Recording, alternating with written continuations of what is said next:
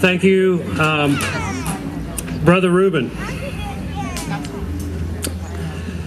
And thank you, Brother Ben.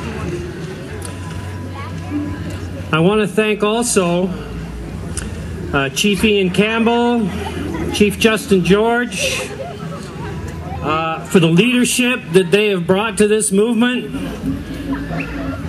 to protect and restore these waters, protect these waters from the potentials of an oil spill from this Kinder Morgan Trans Mountain pipeline. I want to thank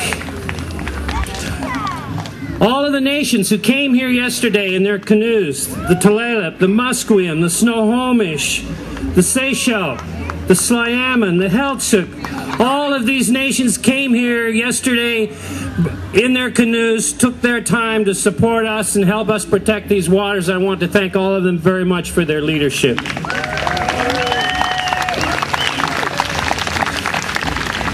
And I think it's important for us to understand that when we stand here together, when we stand here today, together in our community, that we are also standing with communities all over this world who are fighting this identical battle in different forms. The industrial world is at the end of its long run of destroying this planet because there's not much left to destroy. And all around the world, communities are standing up like you're standing up right now and trying to protect their region. And let's think for a moment of the Inca Dene and the coastal First Nations who have signed the Fraser River Declaration saying no more tar sands development on our traditional territories.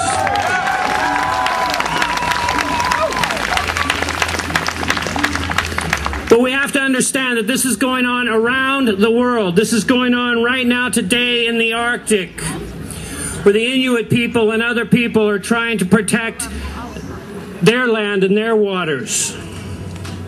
It's going on in Africa. I've been fortunate to help work with some of the communities in East Africa whose communities are being decimated because large industrial commercial fishermen are taking all the fish that they have sustained themselves with for thousands of years. It's the same with the people in Nigeria who are fighting Chevron oil. Chevron oil who's destroyed people's lives, destroyed villages, destroyed the environment. They're fighting today as we are today. They're standing up in their communities and fighting back. Think of the people in Indonesia and Sumatra battling Asian pulp and paper who have destroyed their environment, destroyed their forests.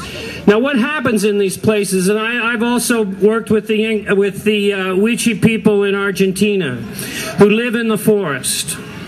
And this is what I witnessed when these large industrial corporations go in and take over these forests and take over this land, and with their industrial agenda, as Kinder Morgan is doing here. What happens is that they destroy the people's ability to live sustainably on their land. When I went down to Argentina, the Wichi people were living sustainably in their forest, and all they need to continue their way of life is their forest. And these large companies, Cargill, Monsanto, come in, destroy the forest, literally bulldoze it down and burn it in order to plant their crops for the global marketplace. And here in Canada today, we are in exactly the same situations. Around the turn of the century, around the year 2000, the oil companies of the world, Shell Oil, BP, Chevron, and so forth, decided that they were going to take the tar sands bitumen and get it into a pipeline and get it into tankers and ship it around the world. From that day forward, Canada has been a petro state. We live under the agenda of the oil companies. They have perpetrated election fraud in this country in order to put their boy Harper into the government. And what have we seen from this government but attacks on decent people, attacks on common decency, attacks on environmentalists who are trying to protect Canada? We have seen the building of jails. Is Brigitte here?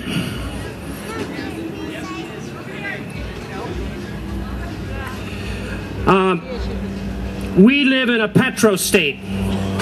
We live in a state that is run by the oil companies, and it's just like they do in Argentina. It's just like they do in Argentina. It's just like they do in Venezuela. It's just like they do in Nigeria.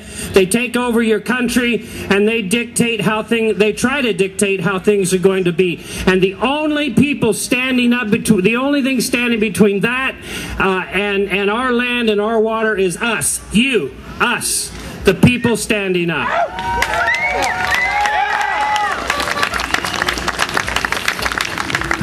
Now, quickly, I just want to say a few words about what is actually going on out here. This isn't just a matter of a few oil tankers. This all links up. Right now, today, the Tahltan people have a roadblock up near Dease Lake at the Red Chris mine, trying to stop a dam there. And this dam is there's a dam there for electric power, and to trying to stop this mine. Now, what's happening in northern BC is they're building dams on all the rivers. They want to build a new dam on Site C in order to send electricity to the shale gas fields, in order to frack the shale gas fields and send that energy to Alberta to melt the tar sands, in order to put that bitumen tar into a pipeline and send it here and put it on tankers and risk our entire coast by putting this bitumen on tankers. This is all connected. So we stand today with those Tahltan people in the north who are trying to protect their land against that mine at Red Chris Mine.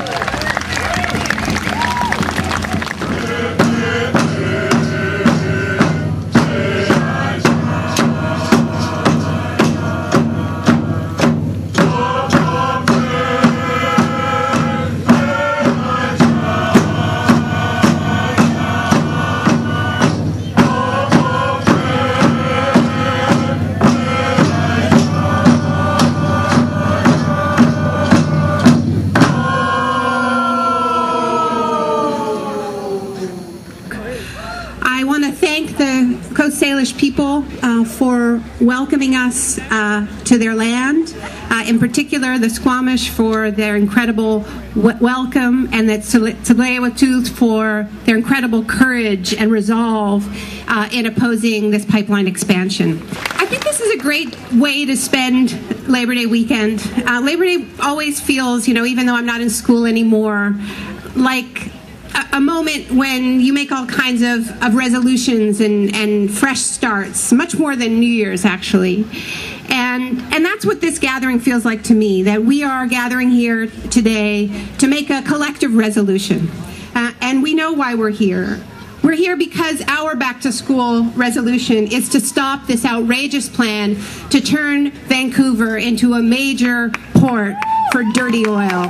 We won't stand for it. We're here to protect the Salish Sea and all the people who cherish and depend on it, and all of the creatures who live in it and above it. We are here to protect all of that from the unacceptable risks embodied by the Kinder Morgan pipeline expansion. You know, thinking about Labor Day, I remember that it was actually exactly 1 year ago today, on September 2nd, that I was being onto a police bus in Washington, D.C., outside the White House at a protest against the Keystone XL pipeline, along with 1,000 of my closest friends. More than 1,000 were arrested in the course of those protests.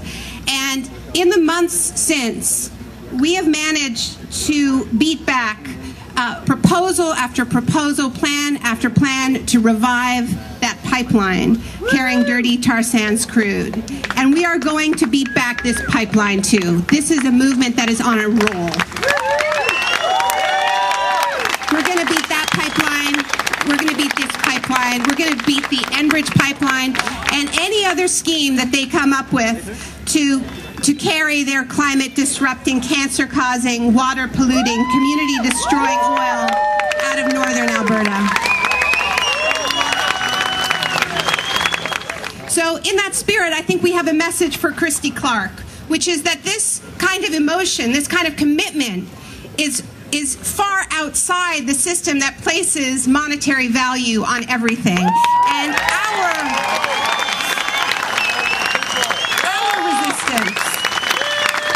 our resistance sale at any price.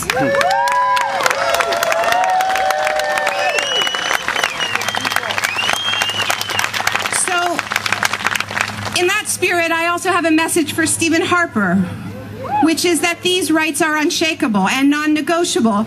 And no matter how many scientists you fire, no matter how many studies you bury, no matter how many environmental laws you shred or environmental groups you bully, these facts will not change. We will still know that these pipelines are an attack on all that we cherish, and we will respond accordingly. We're often told that we're irrelevant, that, they're going to get that oil out anyway, one way or another. And they pit communities against each other, or they pit one fossil fuel against each other. They say, well, the real problem is coal. I mean, compared to coal, tar sands are a gift, right? And then the natural gas companies say, well, compared to tar sands, this is clean energy. But what's amazing is when we're told that we're irrelevant, that the truth is just the opposite, that we are part of a groundswell, of a major movement, a global movement that is getting particularly strong in North America, and that matters because it's in North America where we have the greatest historical responsibility for the climate crisis. And this is a movement against all forms of extreme energy, of particularly dirty energy. And this is a movement on a roll. It is a movement that is fighting and winning battles against mountaintop coal mining in Appalachia. It's a movement that has managed to ban hydraulic fracking from New York State. It's the movement that has been fighting the Keystone XL pipeline. It's a movement that is fighting drilling in the Arctic. And so far from being isolated, the beautiful truth is that we have these fossil fuel companies surrounded, and they're running scared. I just want to really say a sincere thank you. Understanding what's wrong with our social system is the first step for social change. Defining an alternative system, discussing the solutions, and writing down the people's consensus is the next step. NowPolling.ca offers topics where you can add your own initiative, suggestion, opinion to build social change. You see, social change is in our hands.